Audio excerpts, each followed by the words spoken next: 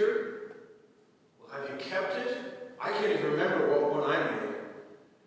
You know, when we make these resolutions, what we're doing is trying to bring about some kind of positive change in our lives. During the Super Bowl, I saw a commercial that was all about change. It promised great change. And it began with this big guy lifting this gigantic tire over and over again. And then there were women doing pull-ups and men doing pull-ups. And then a whole group of people running through some crazy obstacle course. And the commercial ended with the logo, Reebok, and then the command, become more human. You see, because all it takes is just buying some Reebok sneakers and exercising like crazy, and you become more human. Your life will be changed. Well, I'm here to tell you, save your money. Because Reebok can't deliver on its promises. But as the leper in today's gospel found out, real change happens when we allow Jesus to touch our lives. His healing touch can liberate us. It can transform our lives. Now, to learn what the touch of Jesus means for us, we need to take a close look at what happened between Jesus and the leper. But first, some background. The book of Leviticus required lepers like this fellow to live outside of the town and to warn anyone who wasn't a leper that a leper was coming. And they were considered unclean. And this didn't mean they were dirty. It didn't mean that they were sinners. It meant they were not whole, just like a blind person or someone who was lame or crippled. And because they weren't whole, they weren't allowed to get near the holy. They couldn't approach the holy places like the temple. And Leviticus also warns us, if you are whole, do not touch an unclean person like a leper, or you yourself become unclean. Now, in a culture and a society like Israel, where people are gregarious and thrive on community life, to be sent away to live outside of the community is equivalent to a social and psychological death sentence. Now, back to Jesus and the leper. First of all, the leper demonstrates incredible courage and faith in approaching Jesus. He could very well have been stoned. And did you notice, Jesus let him come near. He never once said, back off, get away.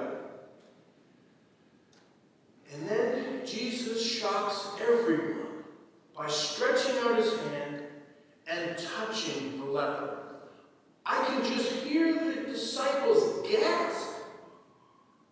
They couldn't believe he actually touched this man.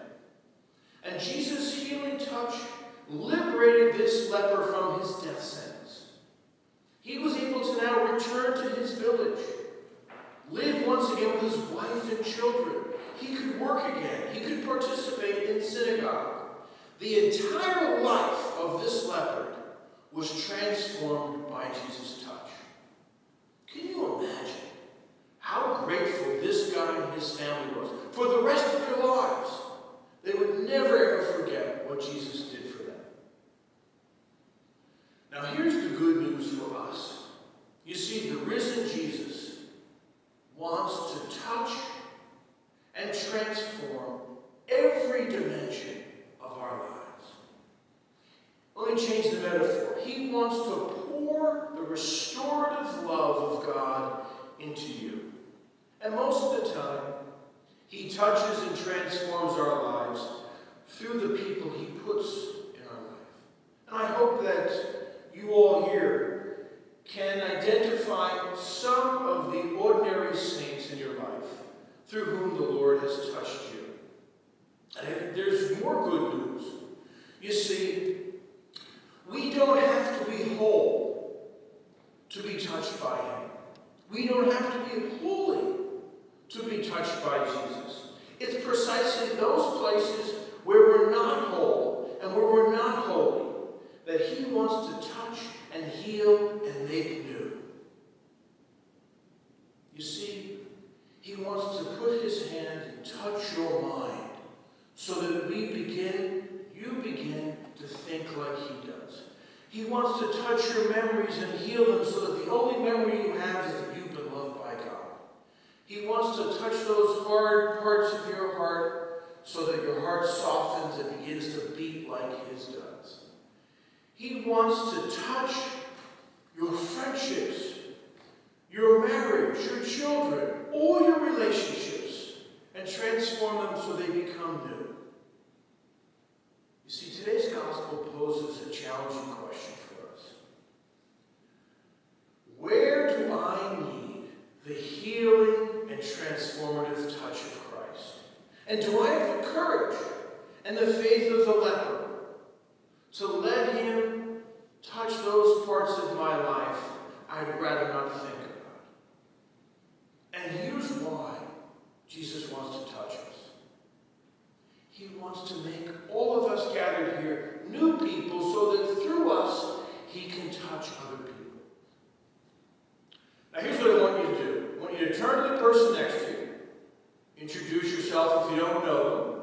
Ask permission for you to put your hand on their shoulder. Go ahead. It's okay to hug in church. Now, with your hand on their shoulder, pray this prayer with me. May you know the healing touch of Christ. And make a promise to pray for this person this week. Now we're about to begin Lent, and I want to make a suggestion to you. First of all, can we stop giving up candy for Lent? Instead, can we do something during this Lent that will somehow help us grow as Jesus' disciples? So here are two suggestions. Perhaps during this Lent, each morning, you could wake up and simply ask the risen Lord to touch that part of your life that needs his healing and freedom.